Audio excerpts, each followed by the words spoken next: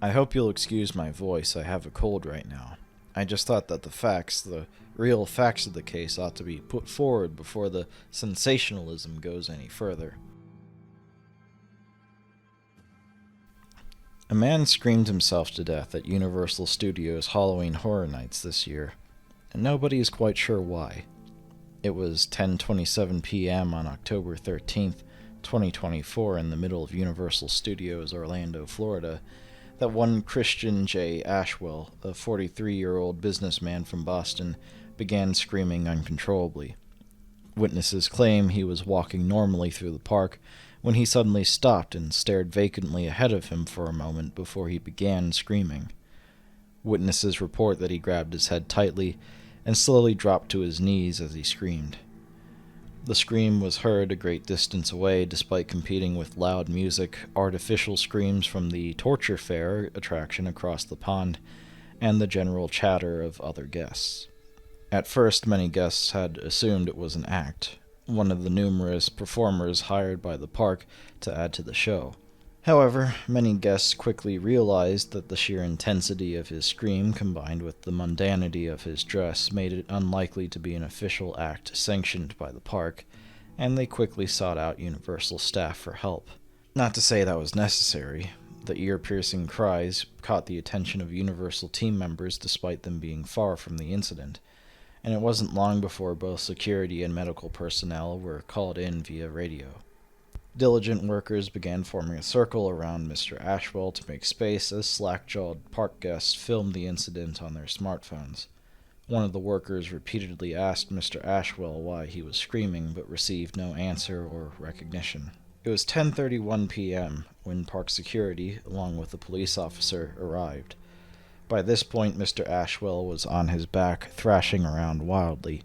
His hands and the back of his head repeatedly hit the pavement, and his back twisted and turned at extreme angles. The security personnel, worried for his safety, attempted to hold him still, while the police officer, worried for his own safety, tentatively placed a hand on his pistol and watched.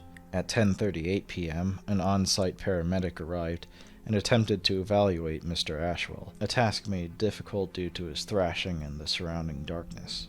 It was quickly decided that he would need to be relocated to the nearest first aid station, and that an ambulance would have to be called. At 10:50 p.m., Mr. Ashwell was carried into one of the first aid stations. One Robert M. Daly, who was there being treated for mild alcohol poisoning, would later describe the scene as the scariest fucking thing I'd seen all night. By this point, Mr. Ashwell's face was turning purple, and he'd ripped off a majority of his shirt and clumps of his hair. He was scraped and bruised from thrashing against the concrete earlier, and also had a gash on his head, which one park guest claims was due to the police officer needlessly striking Mr. Ashwell with his baton during transport. At one point during transport, his mania became so intense that he had begun pulling at his own face, causing injuries that are best left unmentioned. Mr. Ashwell continued ignoring questions about the source of his screaming, or perhaps was unaware of his surroundings and didn't know such a question was ever asked. It was hypothesized by the paramedic and the first aid staff that Mr. Ashwell was suffering from intense, overwhelming pain, so a painkiller was administered. It did little to stop the screaming, if anything at all. The ambulance arrived at around 11 p.m., and Mr. Ashwell was rushed into it. By now his voice had become extremely hoarse, and he had begun coughing out blood. He was sedated, and though this caused him to stop screaming and thrashing, he still tossed and turned while unconscious and continued moaning, groaning, and occasionally letting out a muffled scream. His heart rate was resting at 143 beats per minute during this time, but I'm told it was closer to 200 by the time they reached the Orlando Regional Medical Center emergency room. I was not privileged with the minutiae of that which occurred after he arrived in the hospital. I am aware that abnormalities were detected in the transient left ventricular wall of his heart, and with no prior conditions found in the patient's history, he was diagnosed with Takotsubo cardiomyopathy, otherwise known as stress cardiomyopathy. No physical stressors could be determined, and it was surmised that his condition was caused strictly by emotional distress. He was declared deceased a little after 12 a.m. Cause of death, heart failure.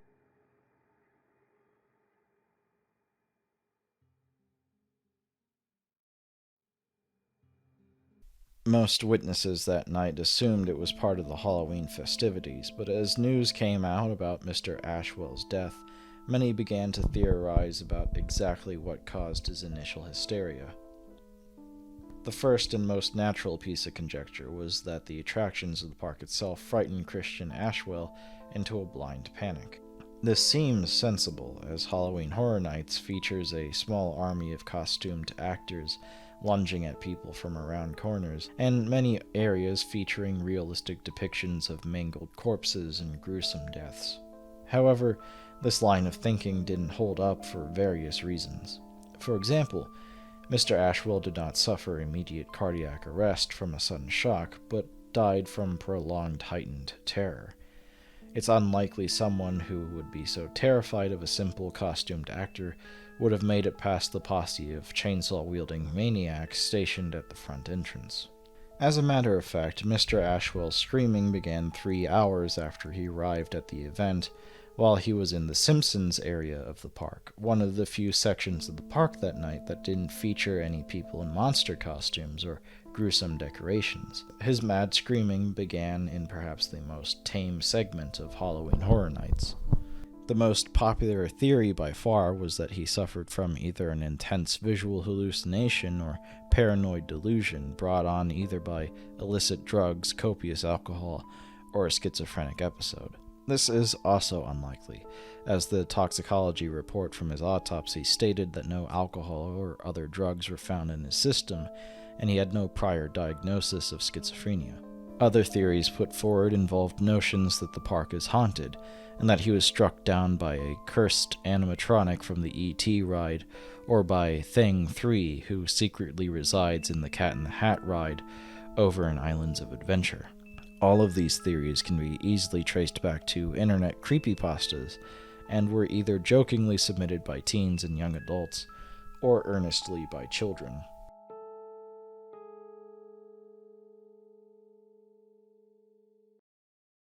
One thing is certain. Those who witnessed the event, including those who were merely in earshot, will not soon forget what happened that night. I myself was enjoying a death chill from the Ghostbusters Frozen Empire attraction at the time it happened. I say enjoying, but really I was more tolerating that chocolate and bugle-covered mint cheesecake on a stick. I was in the middle of asking myself why a food item called a death chill that was based on an ice demon would be served toasty warm when I first heard the screams. I quickly and readily discarded my death chill in the trash and ran to see what was the matter. I was one of the first on scene that night and played a part in getting help for the poor man. I am a private investigator by profession, but on this night I was a tourist. I have a friend who works for Universal Studios and who has connections in high places. I'd mentioned to him months before that I have a slight fondness for Halloween, which is what led to me being invited on an all-expense-paid trip to Orlando. It was under these circumstances that I bore witness to this inexplicable event, and under these circumstances that I was hired by the administration of Universal Studios. Christian Ashwell was a single man with no family of his own, but his sister and parents talked of suing Universal Studios for the death of Mr. Ashwell.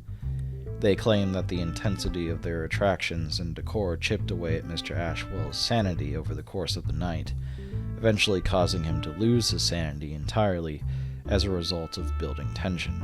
Otherwise, the family believes something Mr. Ashwell ate or came into contact with caused his death. Universal Studios hired me to investigate the circumstances of Mr. Ashwell's hysteric breakdown. I made it clear to them that I would endeavor to find the truth of the matter, whether the truth was in their favor or in the favor of the Ashwell family. The company was confident that they were in the right, and so the case was left solely in my hands. The police were not investigating, as there was no evident signs of foul play.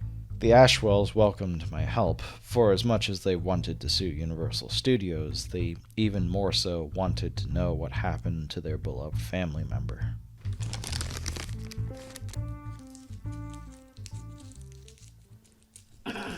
Excuse me. With permission and help from Mr. Ashwell's family, I managed to examine the contents of his smartphone. The photos taken on the day of the incident were normal, images of his breakfast and lunch, and images of the decorations and attractions, for example. There were even multiple photos of Mr. Ashwell posing with some of the monsters that are meant to scare visitors, and even selfies taken at the exits to multiple of the haunted house attractions, Mr. Ashwell smiling in all of them. However, looking back into August, I saw that Mr. Ashwell had taken dozens of pictures of his exposed bedroom window in his home in Boston. All of the photos were taken at night, the window looking out into pitch darkness. Brightening these images and exposing them to multiple filters revealed nothing further. His text messages and emails were all ordinary, albeit very formal and terse. His family claims they'd spoken to him on the phone multiple times leading up to the incident, and that no abnormal behavior was found, although they admit that around August, he would often sound distracted while speaking to them. Christian's sister, Emily, flew us up to Boston to investigate Christian's own environment, and also so she can secure some of his personal effects. It was during this flight that I was told about the history of the Ashwells and how they're actually native to Orlando, Florida, and have been for decades, dating back to the 1910s. Christian had moved away some 20 years ago to live in Boston, where he'd found work and hadn't visited Orlando or even Florida for that matter until this incident. I can just barely remember back when it was just swampland, I remember Emily telling me. Before Universal began clearing it away to build their park, I mean. I think we played in that swamp once, which was very dangerous, of course. Chris probably doesn't remember, being the younger brother.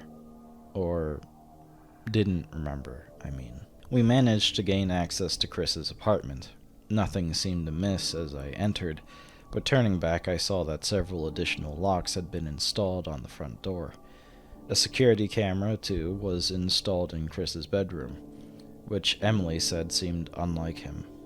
A receipt for the security camera was later recovered, showing that it was purchased in late August. With the help of a computer tech, I managed to gain access to Chris's computer, and found one file containing footage from the camera. Curiously, the file is named Recording 3, but no other recordings could ever be recovered.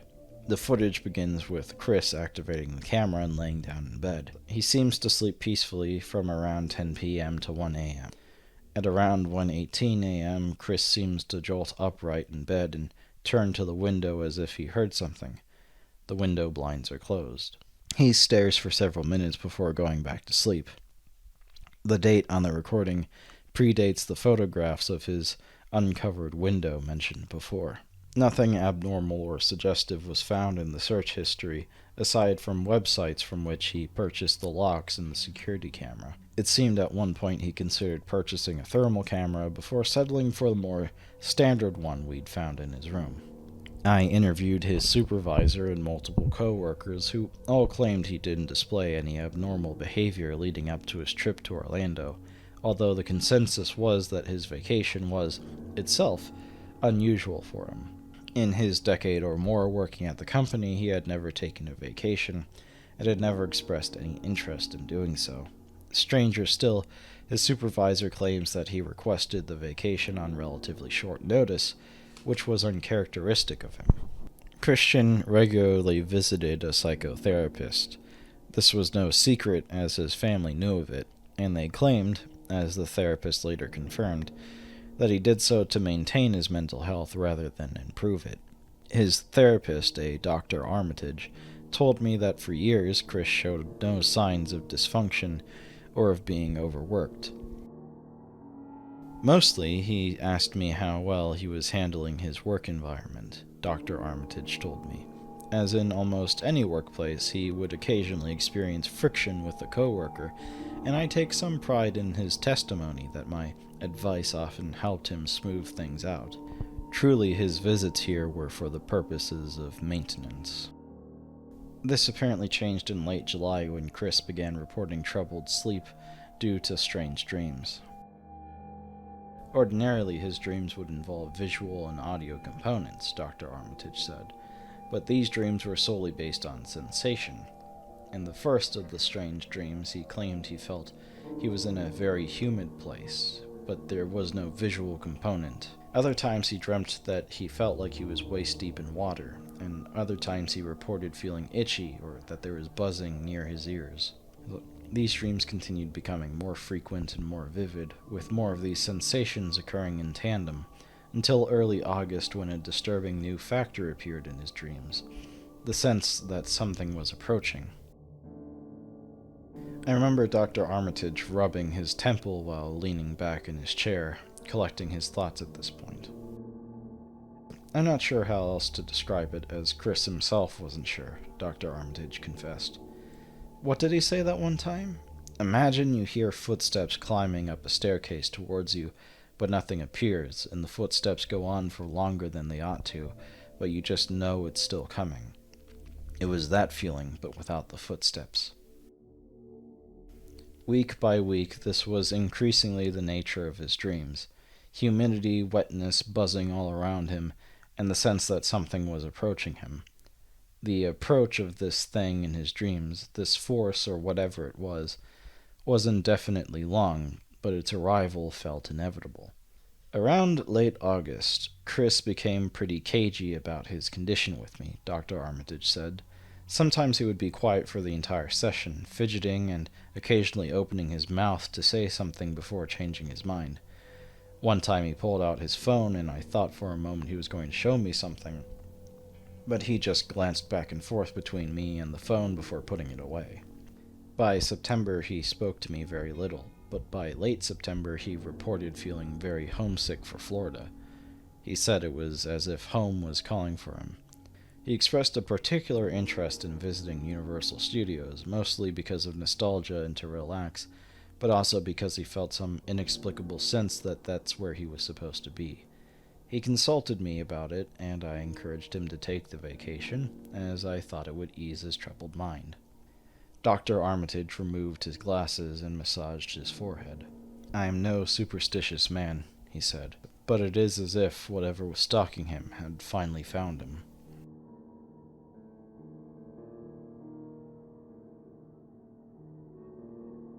I have tried other avenues of investigation since then, and truthfully the investigation is still ongoing, but I've more or less come to my own conclusions. I doubt that anything supernatural is at play here, as there's nothing that's strictly impossible to explain by normal means. It may be true that Chris had no prior history of schizophrenia, but in some cases, somewhere between 20 and 29% of schizophrenia cases, the illness can develop in people over 40.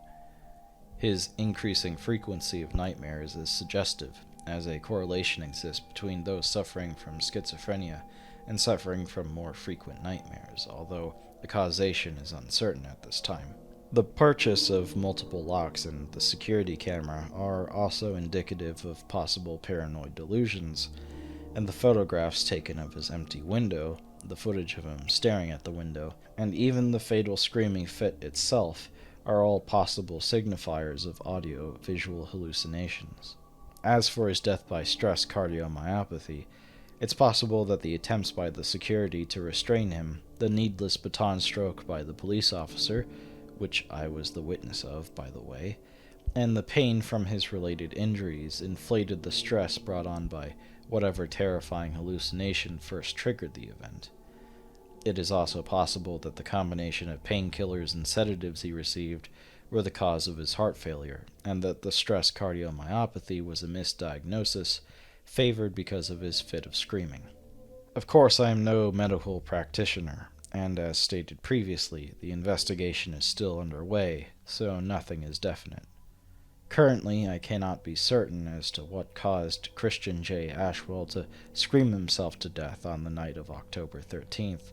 and I have a strange gut feeling that I never will. I do believe I know what didn't kill him, and that suspect I say should be crossed off the list is the supernatural. That being said, there's one more detail I ought to include, as requested by Emily. As recently as last night, she was going through some of Chris's old things and found a drawing one of them made as a child, although she has no recollection of either of them making it. This sketch, labeled in the corner in crude handwriting as Swamp Mother, may be suggestive, but I beg you to consider that this distant childhood memory is likely entirely unrelated to Chris's death.